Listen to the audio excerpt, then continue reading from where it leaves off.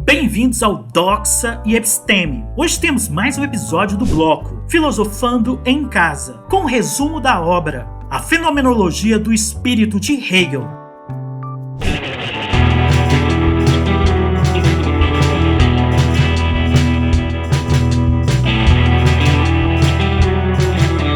A Fenomenologia do Espírito de Hegel é uma obra lendária, por ser impenetrável. Os poucos que se aventuraram e testaram a sua força podem ser perdoados se tiverem feito um questionamento imaginário a Hegel. Ei, eu meio que entendo o que você está dizendo, mas precisava escrever de forma tão difícil? Como observou Friedrich Base, o estudioso de Hegel, os livros de Hegel são muitas vezes uma experiência desgastante e exaustiva, o que equivale intelectualmente a mascar cascalho.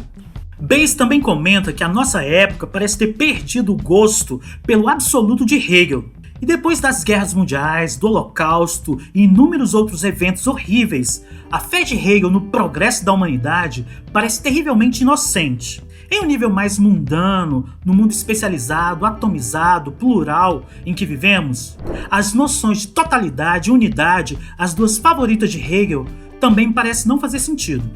Como Hegel observa no famoso prefácio, os filósofos convencionais veem suas disciplinas como um campo de posições concorrentes, no qual apenas um sistema pode ser considerado o vencedor. Eles enxergam as questões a partir da perspectiva de um campo de batalha ideológico. A abordagem bem mais original de Hegel, por outro lado, tem uma visão panorâmica de tudo. Ele vê cada uma das filosofias concorrentes como tendo o seu lugar, permitindo com o passar do tempo o desenvolvimento progressivo da verdade. Em termos botânicos, ele observa que os botões são esquecidos quando estouram a flor, e as flores, por sua vez, dão lugar ao fruto, que revela a verdade e o objetivo da árvore.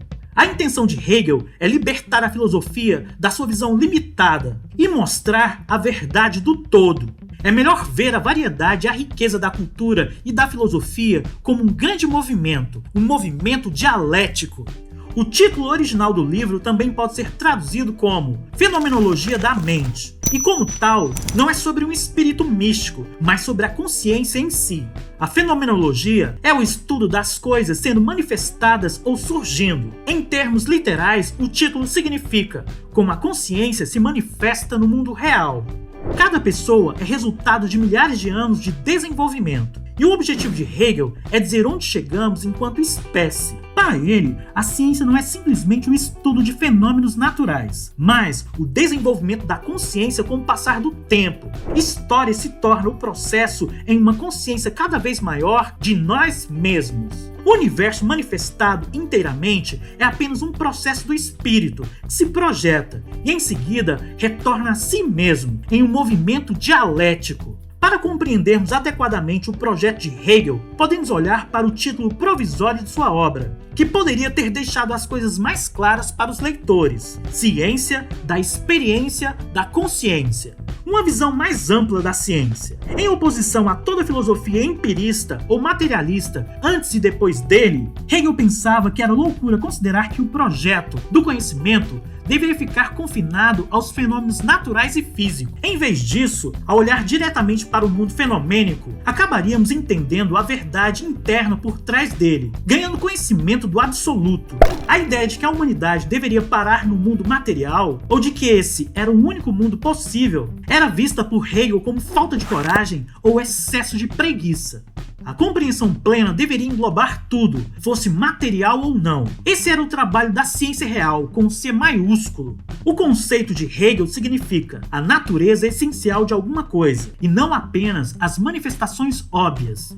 Ele escreve: os pensamentos verdadeiros e a intenção intelectiva devem ser alcançada pelo trabalho do conceito. Apenas o conceito pode produzir universalidade do saber, que não é a indeterminação nem a inadequação do senso comum, mas o conhecimento cultivado e complexo. Em outras palavras, para ser realmente científico, é necessário ir além do puramente físico e identificar a lógica invisível de alguma coisa, ou a verdade de como as questões se desenvolvem.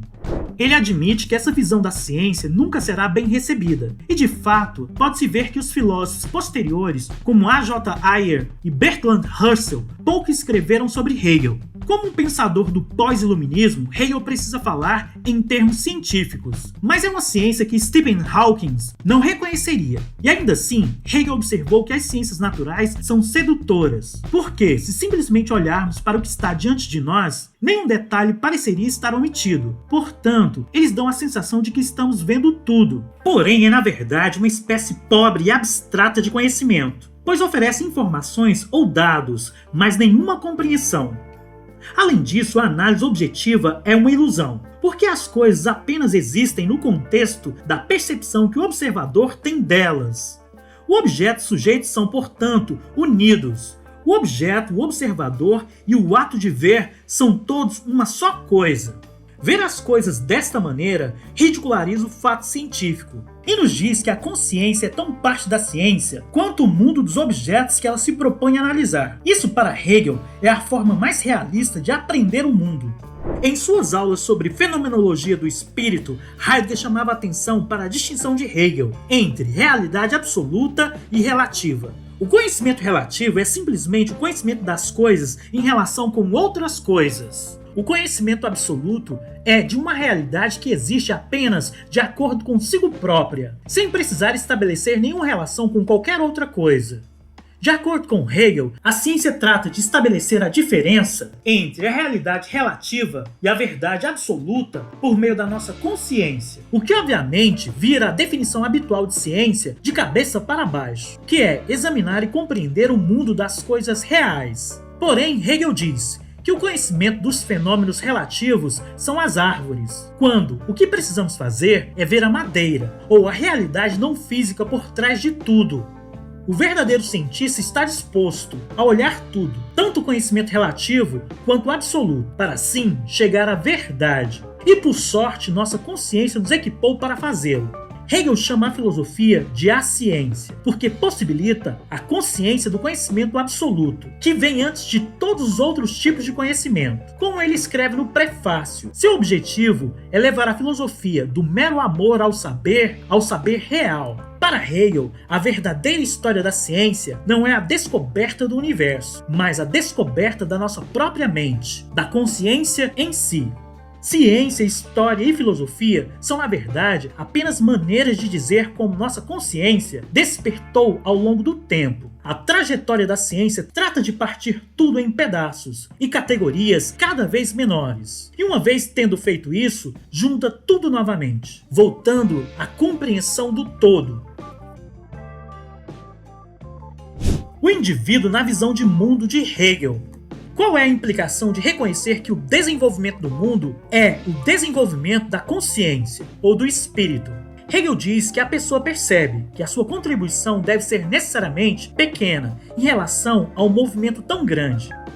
Precisamos, obviamente, nos esforçar para alcançar o que pudermos, mas também podemos ter a certeza de que o mundo não se voltará contra nós. Talvez seja surpreendente para um pensador de visão tão abrangente, mas Hegel oferece uma receita para a felicidade pessoal. Uma pessoa fica feliz quando enxerga que a sua individualidade é ilusória, que a experiência de ter um corpo é meramente um acordo, uma coisidade. Quando conseguimos ver que a crença em nossa singularidade é um beco sem saída, embora a apreciação da nossa unidade com tudo mais seja verdade, isso não pode nos deixar nada além de felizes. Sofrer é pouco mais do que ficar preso em nosso mundinho e acreditar em sua realidade. No entanto, a consciência de que somos meramente uma expressão ou um agente do espírito com sua unidade nos leva além da dicotomia felicidade e infelicidade e nos conduz até a verdade.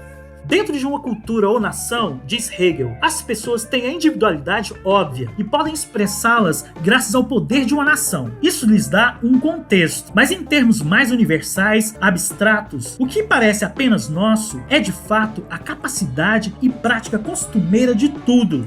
O que parecemos fazer por nós resulta na satisfação das necessidades alheias e no desenvolvimento da sociedade como um todo. O indivíduo, em seu trabalho individual, realiza inconscientemente um trabalho universal. Ainda assim, ao nos depararmos com o papel em algo maior, nossa individualidade também é plenamente expressa.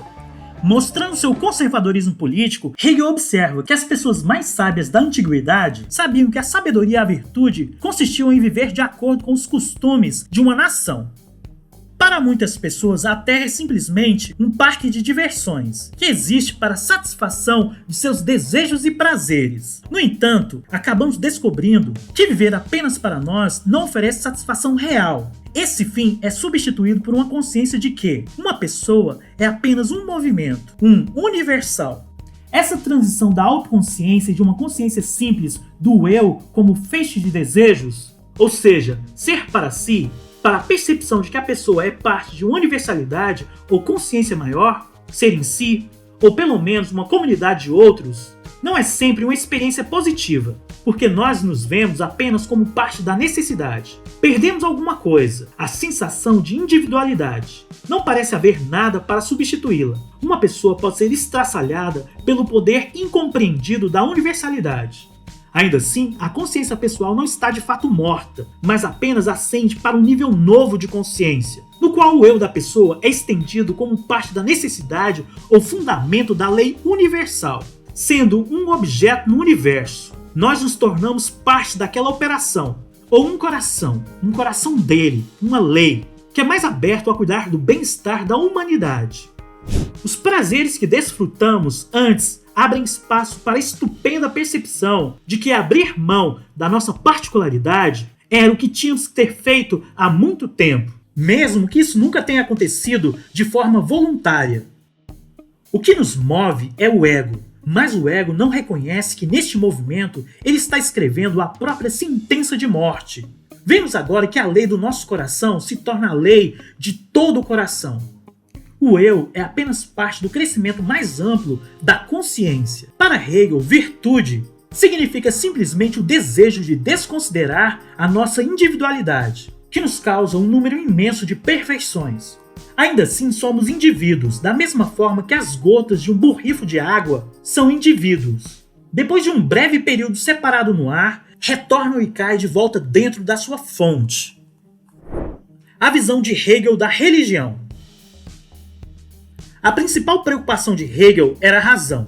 O universo opera de acordo com a razão, e a filosofia especulativa nos equipa para decodificá-la.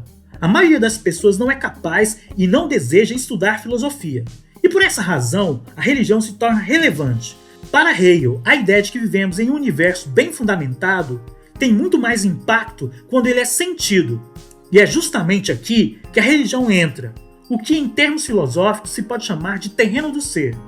O que origina o mundo material, na religião se transforma em Deus. Um amor de Deus é, portanto, simplesmente um amor da razão em si. Se sentimos que Deus trabalha de maneira que sempre faz sentido, talvez nem sempre no momento, mas em retrospecto, aceitamos uma cosmologia baseada mais na razão do que no aleatório. A equação da razão como Deus de Hegel ainda permite que a pessoa moderna diga: bem, eu vou acreditar na razão. Você pode ficar com Deus.